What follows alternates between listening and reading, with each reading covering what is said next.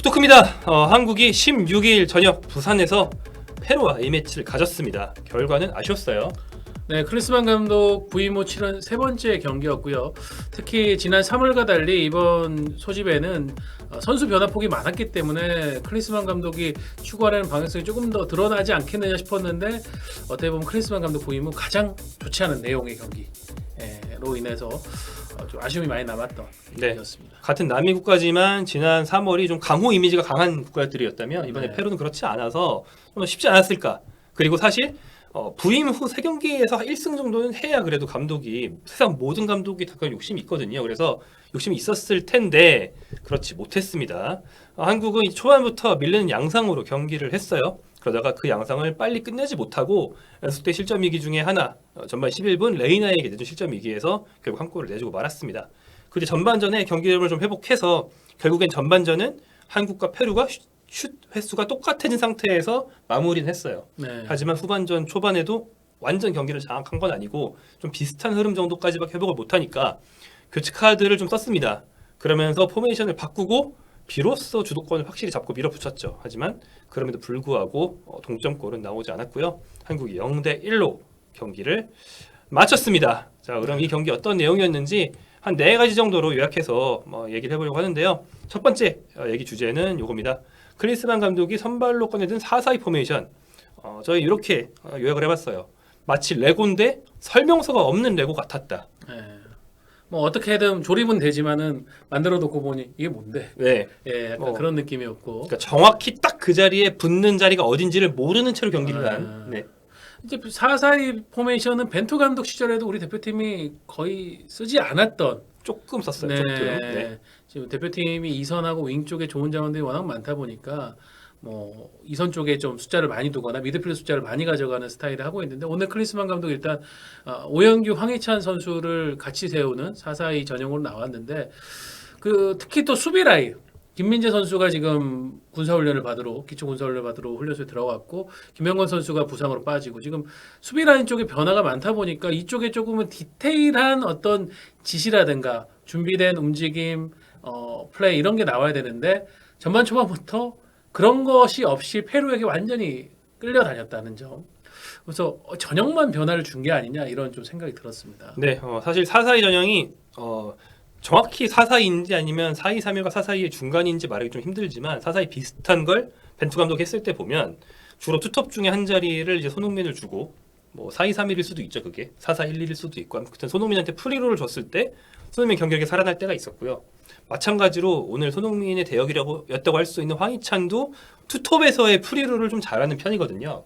그래서 이론상으로는 좋은 배치였을 수 있습니다. 하지만 실제로 그렇게 되지는 않았다. 이게 어떤 단순한 포진의 문제보다도 벤투 감독과 클린스만 감독이 어떤 성향이 굉장히 많이 다른데 정말 급격하게 바뀌면서 한국이 겪는 좀 과도기, 진통이 아닌가 싶은 생각이 들었어요. 왜냐하면 벤투 감독은 디테일이 좀 뭐랄까 지나치게 많아서 우리가 답답했을 정도로 네, 그렇죠. 굉장히 많은 디테일과 어떤 약속된 플레이를 요구하는 감독인데 그걸 4년이나 했잖아. 1년도 아니고. 그리고 클린스만 감독은 반대로 좀 자유를 많이 맡기고 좀 대형에 맞춰서 퍼즐을 맞춘 다음에는 선수들이 좀 많이 창의적으로 해나가기를 좀 바라는 것 같거든요. 그게 어떻게 보면은 속도, 공격으로의 빠른 전환 그리고 모두가 다 같이 공격에 가담함으로써 조금 더 화끈한 그런 공격을 할 수 있다라는 게 지난 3월에 드러난 부분이긴 했죠. 뭐 선수의 자율성을 살린다는 것이 이제 각 선수의 역량을 100% 끌어낼 수 있는 그러니까 시스템 안에 갇히지 않고 하고 싶은 걸 다 할 수 있게 해주는 면일 수도 있기 때문에 그런 축구에서 손흥민, 이강인 이런 선수들이 잘할 수 있다는 가능성도 3월에 좀 보긴 했습니다. 하지만 이번에 그렇게 되지 않았어요. 좀 더 오늘이 더 어려운 축구를 할 수밖에 없는 환경이었죠. 전문 윙어 없이 중앙 미드필드 성향이지만 측면까지 볼 수 있는 이재성, 이강인 선수를 양 윙 쪽에다가 배치를 했고 앞에 얘기하신 것처럼 황희찬 선수는 약간 프리롤이고 오영규 선수를 전방에 첫 선발 투입하는 그런 변화. 그렇다면 이쪽에서 움직임을 어떻게 가져가냐에 따라서 중앙에 남은 두 미드필더 황인범 그리고 원두재 여기가 이제 페루와의 어떤 중원에서 힘싸움에서 밀리지 않고 계속 공을 우리 소유를 가져가면서 공격 시도 도전할 수 있고 이래야 되는데 그게 전혀 전반에는 되지가 않았죠. 네. 이강인 선수 정도가 공 소유했을 때 공 시간을 좀 오래 가져가면서 플레이를 만들어간 거 외에는 굉장히 오영규 선수도 공이 넘어오면은 상대와의 경합 과정에서 금방 뺏기고 오늘 이재성 선수도 경기가 잘 풀리지가 않았고 그다음 황인범 선수까지도 볼 터치가 굉장히 황인범 선수답지 않은 실수들이 많이 나오면서 전반에 우리가 중원에서 뭐 주도권을 완벽히 페루 쪽은 넘겨줬습니다. 그렇습니다. 이재성, 황인범 이 두 선수가 진짜 한국이 그 어떤 조직력을 유지하고 그런데 가장 핵심적인 선수들이 할 수 있는데 개인 컨디션도 좋았던 것 같지는 않지만 팀 자체가 이제 조직력이 무너지다 보니까 유독 못해 보이는 게 그럴 날 좀 욕바지라고 하죠. 그렇죠. 예. 팀 경기력이 안 좋은 게 이 선수들한테서 많이 나타나거든요. 뭐 개인적인 경기력이 그만큼 그 어떻든 선수들이 볼 소유나 터치를 많이 하기 때문에 실수가 더 두드러지는 면이긴 하지만은 오늘 정말 좀 좋지 않았다. 네. 그랬습니다. 그런데 이제 한국이 뭐 부정적인 면만 있었던 건 아니고 전술 변화는 상당히 좀 좋았다. 뭐 지난번 3월에도 선수 교체를 좀 많이 하고 빨리 하고 그런 게 좀 평가전의 의의를 많이 살린다는 호평을 받았던 클리스만 감독인데 이번에도 영 안 되니까 뭐 단순히 선수만 갈아 끼우는 게 아니고 대형을 아예 바꾸는 변화를 두 번에 걸쳐서 줍니다. 일단 첫 번째 변화가 조기성 4-3-3으로. 예. 조기성과 홍현석이 들어가면서 4-3-3으로 전환을 했고 그 다음에는 이제 원두재 선수가 종아리 쪽 근육 부상을 호소를 하면서 이제 박용호 선수가 들어가면서 완벽한 이제 4-3-3 대형으로 전환을 하게 되는데 물론 이제 감안할 거는 페루도 그때쯤 되면은 이제 주전 절반 이제 6명의 필드 플레이어를 이미 바꾸고 특히 공격 쪽에서 우리를 계속 괴롭히던 파울로 게레로 선수까지 나가버린 상황이었기 클래스가 때문에 있는 노장이죠. 그 뒤에 우리가 경기를 주도했다라는 것에 대해서 좀 평가는 냉정해질 수 있지만 어쨌든 지나치게 올려치면 안 된다. 네, 지나치게 올려칠 필요는 없지만은 4-3-3으로 전환한 뒤에 우리가 중원에서의 수적 싸움이라든가 압박의 타이밍, 템포, 홍현석 선수가 많은 움직임을 가져가면서 다른 선수들 도와주는 이런 플레이 이런 게 이제 살아나기 시작하면서 조금은 시원한 경기가 나오기 시작했다. 마지막에 한 20분 정도. 네, 기본적으로 근데 원래 4-4-2 하다가 4-3-3으로 바꾸면 대부분이 경기력이 좋아진 효과를 보거든요. 네. 클린스만 감독이 정석적인 대응을 했고 잘 먹혔다. 이렇게 보시면 되겠어요. 왜냐하면 일반적으로 이제 중원 장악이 안 되는 양상에서 공격 3명 줄이고 미드필더 1명 늘리는 거니까 일단 미드필더가 늘어나서 중앙이 좀 강해집니다. 그 다음에 그 중앙 중에 한 명이 침투를 한다거나 하면서 플레이를 다양하게 해주죠. 홍현석이 그 역할을 잘해줬다. 홍현석이 들어오니까 말씀처럼 황인범도 살아나고 그런 효과가 있었습니다. 자, 긍정적인 면을 4-3-3 얘기했지만 사실 그게 골로 이어지지 않았는데 선수 개개인으로 보면 정말 좀 긍정적인 면이 진짜로 있긴 했어요. 그게 바로 이강인. 네. 이강인이 폼이 묻혔다라고 말할 수 있는 그런 경기였습니다. 왜 PSG가 이 선수를 탐내는가? 음바페 딱대. 딱대라는 게 뭐 다른 네. 얘기가 아니고 어시스트 딱대. 예. 정말 그 여러 장면들이 있었지만은 저는 기억에 남는 게 전반에 그 원터치로 왼발 넘겨줘가지고 오영규 선수에게 오픈 열어준 거. 한국의 거의 첫 득점 예. 기회, 두 번째 득점 기회 정도 되죠. 오영규 선수의 슈팅이 조금은 허무하게 옆으로 빠져나가면서 뭐 좋은 찬스까지 이어지지는 않았지만은 야, 그 저 장면이 선수의 클래스를 보여주는 한순간의 그 모먼트다. 그러니까 예, 공을 그게 받기 느껴지는 전에 거. 그렇죠. 자기 주변에 있는 아군, 적군의 모든 위치를 다 파악하고 있는 거죠. 이게 사실은 이강인 선수를 써라 그 벤투 감독 체제에서의 중반기 이후에 이게 항상 이 대표팀을 둘러싼 논쟁 중에 하나였었잖아요. 왜 이강인을 활용을 못하냐? 이강인을 중심적으로 쓸 수 있지 않느냐? 그럴 때 이제 또 반대론자들은 뭐 이강인이 아직 그 정도 클래스는 아니지 않느냐?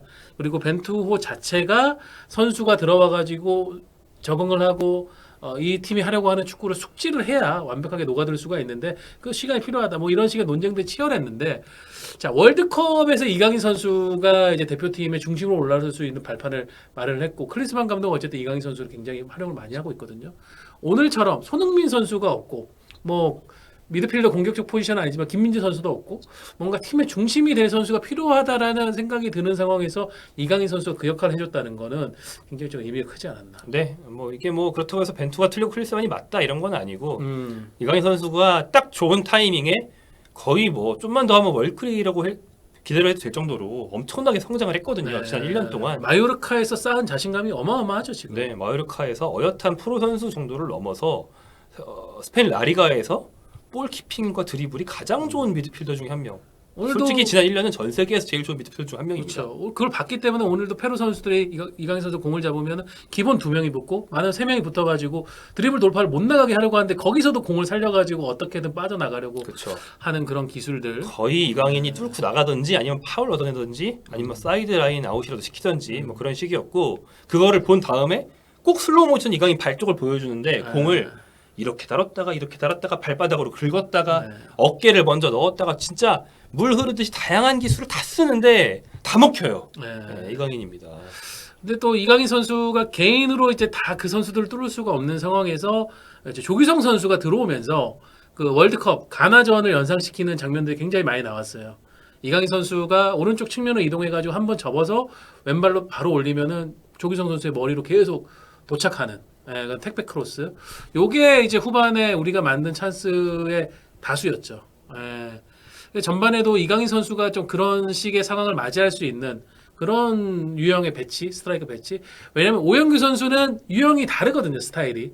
오영규 선수는 박스에서 일단 한번 본인이 터치를 하고 나서 슈팅으로 가져갈 수 있는 그런 이제 포지션 쪽으로 공을 줘야 되기 때문에 이강인 선수가 뭐 침투 패스를 주고 서로가 주고받고 빠져 나오지만은 조규성 선수는 훨씬 더 직관적인 플레이로 이강인 선수의 장점을 또 살릴 수가 있는 유형이거든요. 네. 그러면서 우리가 페루 수비진을 계속 또 압박을 했습니다. 네, 저 조리끼라는 말이 많이 나오던데 네. 이강인의 마요르카에서 이강인의 왼발을 머리를 받아주는 단짝 베다드 무리치 선수의 빗댄 그런 얘기였고 조규성 선수의 머리는 뭐 이 남미의 상당히 경쟁력 있는 팀을 상대로도 또 높이에서 먹힌다.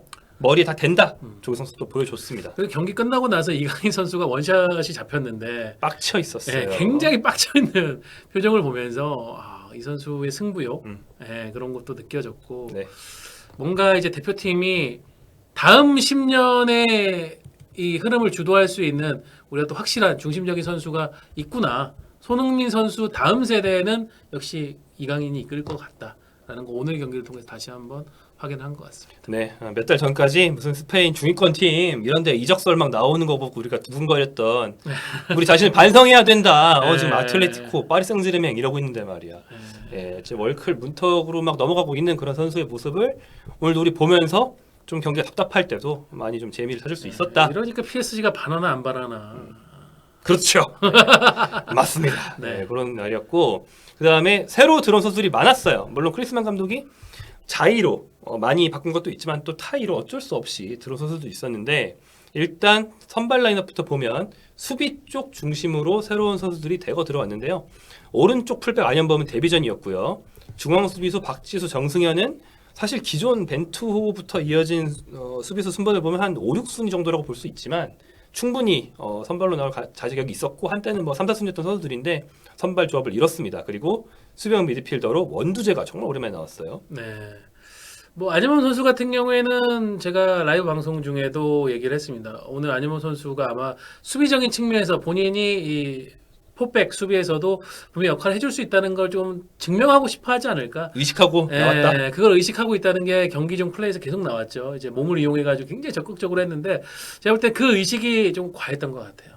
그래서 안현범 선수가 더 잘할 수 있는 플레이들이 오히려 나오질 않고 그런 좀 상대하고 엉키면서 계속 수비하고 그러는 상황에 집중하다 보니까 오히려 본인 경쟁력을 오늘 데뷔전에서는 거의 보여주질 못했다. 사실 안현범이 제일 잘하는 거는 뭐 다들 아시다시피 그 공격 가담이기 때문에 원래 윙어였던 선수고 그래서 최고의 시나리오는 안현범이 공격으로 많이 올라가서 아예 상대 왼쪽 윙어가 못 올라오게 미리 밀어놓는 거죠. 이게 최고였는데 오히려 안현범 오버래핑 거의 안 나왔고요. 네. 그리고 상대의 주 공격 루트가 게레로의 파트너가 왼쪽 윙어 레이너였기 때문에 네, 그렇습니다. 이쪽이 한국이 제일 수비가 좀 약한 골이랑 상대 공격 강한 골이 너무 맞물려 버려서 그렇죠. 좀 안 좋았어요. 그리고 이제 센터백 조합으로 가면 정승현과 박지수가 있었습니다. 초반에는 굉장히 흔들렸죠. 페루한테 뭐 세 차례 정도 거의 득점에 가까운 위기를 허용했고 그리고 그중 하나가 이제 실점으로 연결이 됐는데 그 게레로의 미끼 역할에 두 선수가 동시에 휘둘린다던가. 네.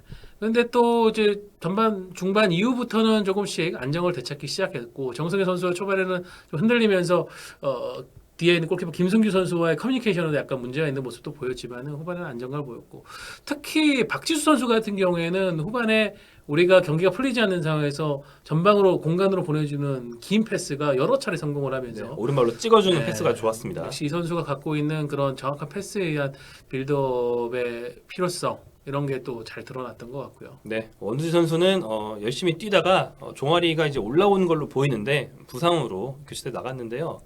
오랜만에 대표팀 복귀고 김천에서 열심히 뛰고 군복무를 수행하고 있는데 사실 K리그에서도 원두지 선수의 어떤 컨디션이 지금 한창 대표팀 막 처음 선발되고 주목 많이 받을 때에 비해서는 좀 네. 떨어져 있지 않나요? 지금 좀 하향세고 저도 K리그2 중계를 하고 있습니다만 김천 경기 최근에도 했었거든요.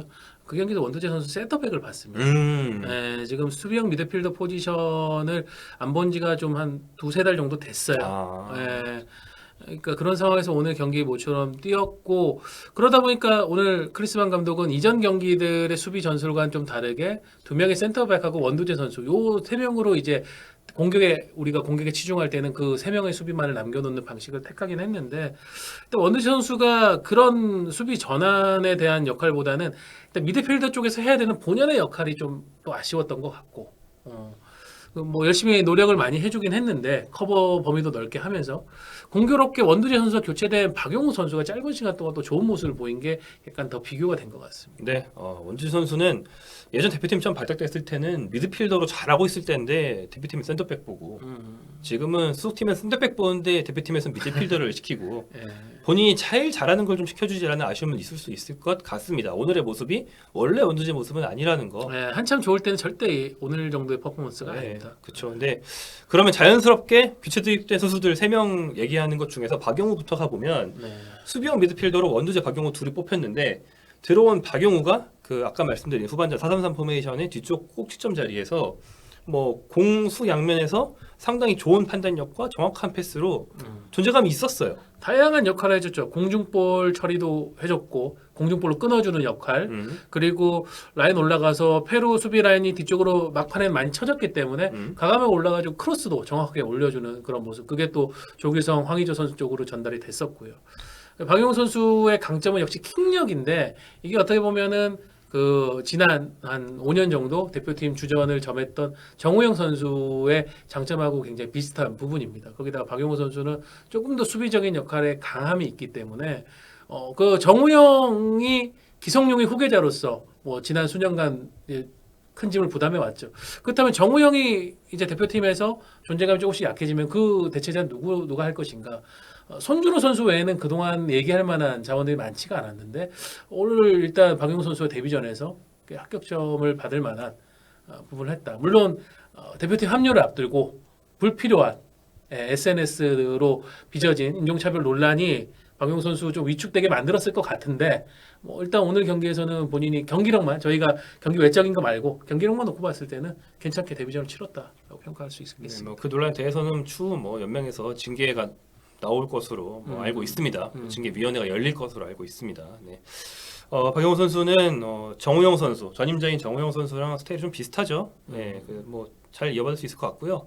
그리고 결국에 수비형 미드필더한테 제일 중요한 건 뭐 판단력과 판단의 속도인데 그 면에서 오늘 굉장히 좀 집중력이 좋은 모습을 잘 보여줬던 것 같고요. 그리고 홍현석. 네, 세트죠. 네. 4-3-3 전환에서 이제 홍현석이 들어오면서 포메이션이 바뀐 건데 수비형 미드필더 1명, 그 앞에 홍영석, 황인범이 같이 있으니까 네. 황인범도 살아났어요.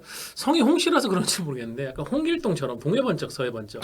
그러니까 홍현석 선수가 들어가면서 우리가 그라운드에 약 한 1.5인분을 하는 선수가 나타났다라고 느낄 정도로 기동력 그리고 반응이 굉장히 빨랐어요. 공이 있는 지역으로 자기가 어느 위치로 움직여가면 팀의 조직적인 압박에 도움이 되는지를 굉장히 영리하게 잘 판단하고 움직이는 것 같더라고요. 그렇게 되면서 얘기해 주신 것처럼 홍현석 선수가 투입된 뒤에 오늘 좀 부진했던 황인범 선수도 살아났고 다른 선수들의 움직임도 올라왔고 일단 이강인 선수가 수비 가담을 거의 안 해도 되니까는 측면 쪽 그리고 스위칭을 해서도 계속 위협 장면을 보였고 그래서 마지막 20분에 우리가 경기를 지배한 거는 과하게 표현해서 홍현석 효과였다라고 얘기할 수 있겠습니다. 네.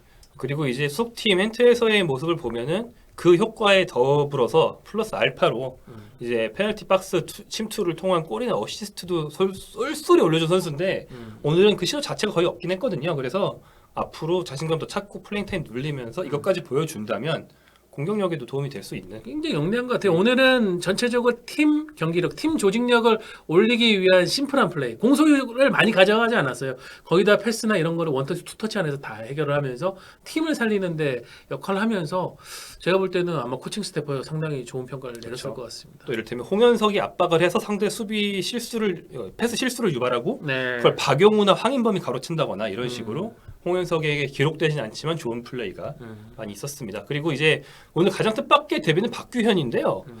박규현 선수를 뭐 물론 본인이 불렀고 아끼는 마음에 또 데뷔시켜주고 싶은 마음에 클린스만 감독이 신경 써서 넣은 걸 수도 있고 또 막판에 공격을 아주 급하게 강화하면서 3백으로 전환하는 와중에 박규현 선수를 투입한 것일 수도 있는 것 같습니다. 네, 박규현, 박지수, 정승현 이렇게 세 명만 수비 라인 쪽에 세워놓고 그 교체 투입된 나상호, 황의조 이런 선수들까지 해가지고 앞에 이제 필드 플레이어 7명을 다 공격적으로 올려가지고 득점을 하려고 했죠. 뭐 박규현 선수는 그러면서도 또 상황에 따라 가지고는 레프트백처럼 그렇죠. 예, 높이 올라가지고 공격 가담도 해주고 저 선수가 이제 레프트백, 센터백을 다 볼 수 있는 멀티 플레이어이기 때문에 마지막에 그렇게 효용성을 좀 발휘를 한 것 같습니다. 네, 일은 대표팀 데뷔 달성해낸 박규현 선수 자신감의 계기가 되고 또 성장했으면 좋겠습니다. 이렇게 오늘 새롭게 뛴 선수들까지 얘기해봤는데 자체 베스트 3 한번 선정해 보죠. 뭐 네. 이강인 선수는 뭐 이미 거론됐으니까. 저희 공이 선택을 할 것 같은데 이강인 선수. 네, 이강인 선수 무조건 전부 1등입니다. 다 선택하겠지. 네. 보시는 분들까지요. 네, 뭐 100명한테 네. 물어보면 99명일 거예요. 네. 네. 이강인 선수에 대해서 굉장히 많은 얘기를 했는데 더 할 얘기 있나요? 그냥 지금처럼 계속 성장해줬으면 좋겠습니다. 성장이라는 표현보다는 이제 본인 물 맞는 물고기처럼 하고 있고 이제 대중도 그렇고 이 선수에 대한 축구인의 얘기들도 이제는 뭐 찬반이 갈라지는 게 아니라 확실하게 믿음을 갖는 것 같아요. 네. 그 플레이가 오늘 이 페루와의 경기에서 뭐 본격적으로 드러난 것 같습니다. 네, 사실 그 벤투 감독 때의 대표팀 가장 큰 숙제는 손흥민에게 최적의 위치를 찾아주고 손흥민의 프로에서의 역량을 대표팀에서 발휘하게 해주는 거였거든요. 어쩌면 클린스만 감독의 어떤 한국에서의 부임시기 전체를 놓고 큰 테마는 이강인 중심의 팀을 어떻게 조화를 이룰 것인가 일 수도 있겠습니다. 네네네. 2명 정도 더 꼽아볼까요? 뭐 저는- 우리가 좋은 경기 아니었지만 베스트는 꼽아야 그 중에 잘한 선수를 칭찬하고 갈 수 있거든요. 네, 저는 뭐 이제 90분 경기를 놓고 봤을 때 30분 나왔을 때 뒤에 60분을 굉장히 안정적으로 이끌어준 박지수 선수. 예. 근데 박지수 선수가 사실은 월드컵에 갈 수 있었지만은 그 월드컵 직전 아이슬란드전에서 부상을 당하면서 그쵸. 아쉽게 낙마를 했는데 그리고 이제 돌아와서 오늘 복귀전이었었거든요. 역시 유럽으로 본인이 나가가지고 경험한 것들 이런 것들이 이 선수가 늦은 나이지만 대기만성형으로 핀 선수이기 때문에 또 오늘 경기에서 더 발전된 그런 모습을 보였고 뭐 사실 수비의 중심 두 명이 다 없었잖아요. 김민재도 없고 김영권도 없는 상황에서 오늘 박지수 선수가 조금 중심 역할을 해줘야 되는데 그걸 상당히 잘해줬다. 그래서 네, 오늘 동의하고요. 뭐 마지막 한 명 제가 꼽아보자면 아까 많이 얘기했지만 홍현석 선수 정도 있을 것 같습니다. 홍현석 선수는 뭐 그동안 대표팀 꼭 불러왔으면 좋겠다 이런 얘기 정말 많이 나왔거든요. 네. 뭐 조금만 더 일찍 부각됐으면 벤투 감독 취향에 딱 맞아서 왔을 것 같은데 좀 늦게 부각됐다 이런 아쉬움도 있었는데 정말 좋은 모습이었고 U24 대표팀 멤버이기도 하죠. 네, 그래서 그쪽에서도 앞으로 좋은 활약 좀 기대해 볼 수 있을 것 같습니다. 자, 엘살바도르와의 경기 하나 더 남았습니다. 그게 20일이고요. 장소가 대전이죠. 이제 클린스만 감독이 데뷔한 뒤에 그게 네 번째 경기거든요. 아마 본인이 세 번째 경기에도 욕심을 부렸지만 다음 경기는 더 욕심을 부릴 것 그쵸. 같아요. 예. 페루전에서 이제 마지막에 선수 교체하고 나서 테크니컬 에어리어에 나와서 굉장히 열정적으로 선수들 지시하고 네. 공격 가담 계속 지시하고 하면서 이걸로 꼭 경기를 좀 가져가고 싶어 한다는 느낌이 들었는데 엘살바도르 클린스만 감독 부임하고 사실은 이제 객관적 전력 면에서는 가장 떨어지는 팀입니다. 그렇죠. 우리가 아마 경기를 7대3 이상으로 주도를 할 것 같은데 얼마나 확실하게 좀 요리라는 표현이 좀 그렇네요. 확실하게 누를 수 있는지 확실하게 제압할 수 있는지를 보여주는 그런 걸 했으면 좋겠고 오늘 경기에서 나타난 전술적 변화 초반에 첫 세팅을 가져갔지만은 거기서 뭔가 약속된 움직임이 그렇게 크질 않았다는 점을 클린스만 감독의 엘살바도르 전에서는 달라진 모습으로 좀 보여줬으면 좋겠습니다. 네, 뭐 결과에 대한 욕심 여전히 더 있을 것인데 역시나 평가전이라는 거 그래서 내용과 방향성 면에서 먼저 좀 긍정적인 면을 보고 그게 결과로 이어지면 좋겠다라는 강한 좀 바람 가지면서 다음 대전 경기 기다리겠습니다. 이강인 선수 진짜 미친 것 같아요. 네. 정상이 아닙니다. 실력이 정상이 아니에요. 정상 이상입니다. 이강인 파리지행 곧 있으면 파리지행이 되겠죠. 거의 뭐 유력한 지금 상황으로 계속 가고 있는데 안 사면 후회한다니네. 지금 이강인은 가장 싸게 살 수 있는 때입니다, 여러분. 글쎄요. 오늘이 가장 유럽 싼 구단 남자. 여러분들. 오늘이 가장 싼 남자 이강인을 네. 확인했다. 이런 결론과 함께 저희 오프토크 마치겠습니다. 감사합니다, 여러분.